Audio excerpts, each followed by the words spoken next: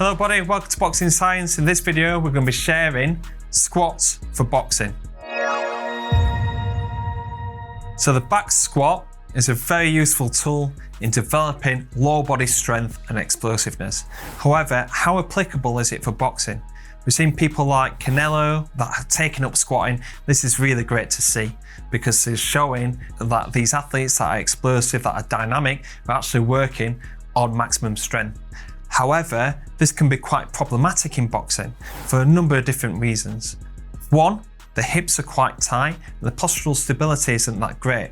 So going under the deep ranges of motion under a high amount of load might become quite problematic. Because they're in a certain stance, whether that's orthodox or southpaw, there are going to be a lot of imbalances between leg strength and mobility between left and right. This means when they're going down into a squat, they can be shifting from side to side, especially in these deep ranges of motion. Another thing is that postural stability through this externally rotated position and holding the bar here. That makes the back kind of flare up and shear forces going through the spine. So these factors are very important to consider when implementing back squats with fighters. Boxing Science, we don't really do the back squat as a full range of motion. We look to use regressions or variations of the back squat to develop strength, speed, and explosiveness of the lower body in a safe and effective way. We do this from using a goblet squat, landmine squat,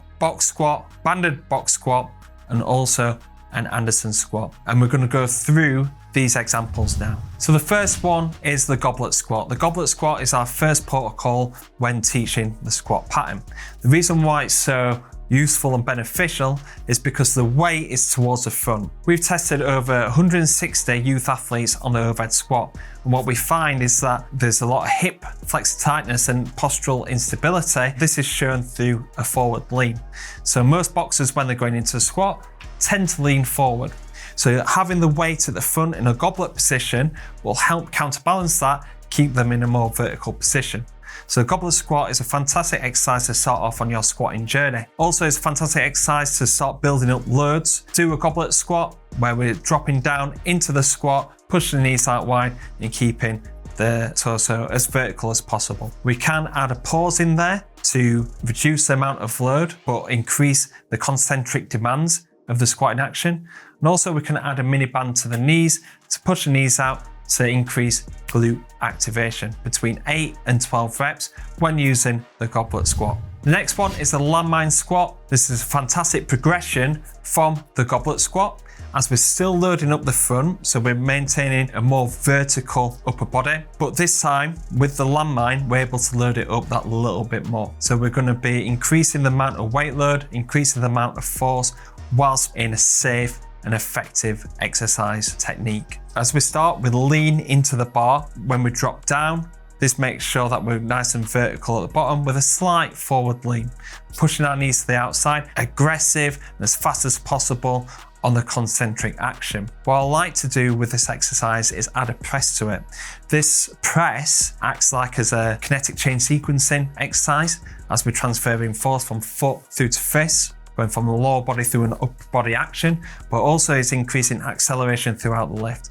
Most of the press is done from a powerful concentric action on the squat, which transitions nicely into that press in action. Which is even better with this is to add a band. So adding the band will help increase that tension going throughout the lift, but also as we go towards the bottom, this is reducing the amount of loading.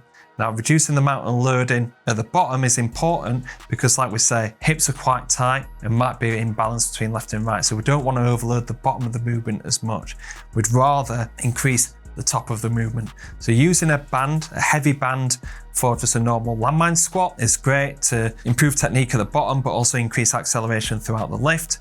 And also adding a lighter band, so like a red band with 7.5 kilos worth of tension to drive through into that landmine squat to press. The landmine squats I typically use between 5 and 8 repetitions. The next squat variation is the box squat. The box squat is a fantastic exercise to reduce eccentric loading, to reduce shear forces through the spine, and also reduce forces through the lower body joints. So this makes it a safer exercise to do, create less eccentric stress, which is something that we want to avoid. Even though we want to get stronger through the eccentric, when you do heavy back squats, sometimes if you've done it before, if you're watching this video, you'll definitely squat before, and you'll have definitely felt pain on the following day. So imagine doing the squats, back squats, and trying having to spar the next day. It's going to be quite difficult. So what we want to do is reduce that eccentric stress so we're not getting sore the next day. So using box squats is fantastic. Also, this increases the amount of depth that we can get to in a safe way. Having that target, having that little rest at the bottom, little platform to drive up from, helps keep the athlete more balanced and helps reduce them shear forces through the spine when going into them deeper positions.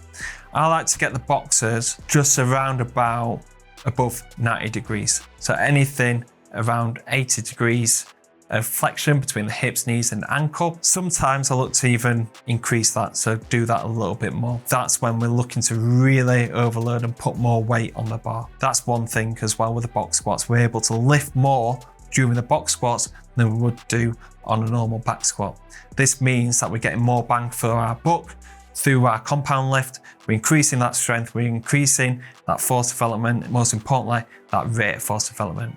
For box squats, because it's a little bit heavier, I'd aim between 3 and 5 repetitions. Next one is box squat with bands. Box squat with bands, fantastic exercise to improve strength and the rate of force development through the lower body. Using the box squat, exactly the same as I was just saying there, reducing shear forces through the lower back, the joints, and also reducing eccentric stress. Another thing that can reduce eccentric stress is using bands, because the tension at the bottom of the lift is going to be reduced. And this is where our muscles are lengthened, where we're increasing that eccentric strain. However, the tension that's created by the bands increases as we go up.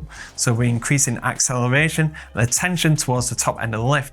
This can increase acceleration and increase that rate of force development. This is why we use the bands. So we typically use the purple bands, which provide about 12 to 15 kilos of tension on each side. We look to accelerate from there. We can either load it up from the bottom up, or we can do it from the top down, where we're doing reverse accommodating resistance. This is a fantastic exercise to use, again, between 3 and 5 repetitions. And most importantly, what you want to do is not underload the movement.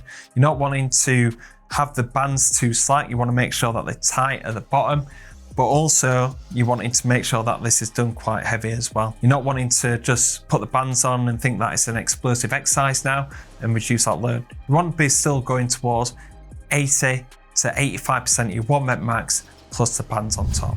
The Anderson squat is our partial range lift for the squatting action, where we're going to be starting from the pins around about a 70-degree angle, overload that top range of movement. This is fantastic for peak force development, rate of force development, but also overloading the trunk, which is really important to increase that core strength, stability, and also increase our muscle size of the core. Try and go for 100% of 1 rep max to start off with, perform 3 to 5 repetitions, eventually looking towards 110 to 120% of a 1 rep max, and only performing 3 repetitions. Be cautious with this. You need to be an advanced lifter, lifting 1.5 times your body weight or more on the box squat first. When performing this for the first time, start at 90% to get your bearings with it. Limit yourself to 100% of your 1 rep max for a couple of weeks, and then start to build up to them 110 to 120%. Attack the rep. So you're wanting to create a lot of tension to start off with through the trunk and then really drive through the floor. It's going to be quite hard to get the barbell off the pins to start off with, so you need to make sure that you take that deep breath in, create a lot of tension through posterior shoulder, and then driving up through the lower body. Okay guys, so that's the end of this video on squat variations for boxing. Hopefully you enjoyed it, hopefully taken a lot away and start implementing into your coaching and training. If you've got any questions, please leave them in the comment box below, and I hopefully see you on the next video.